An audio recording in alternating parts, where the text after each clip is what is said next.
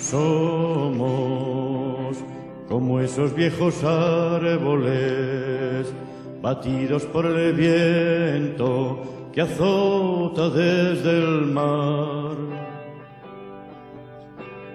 Hemos perdido compañeros, paisajes y esperanzas en nuestro caminar.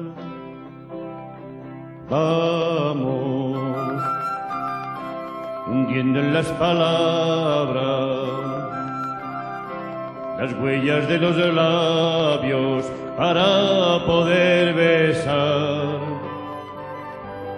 Tiempos futuros y anhelados, de manos contra manos, izando la igualdad. Somos como la humilde adoba que cubre contra el tiempo la sombra del hogar. Hemos perdido nuestra historia, canciones y caminos en duro batallar. Vamos a echar nuevas raíces por campos y veredas para poder andar.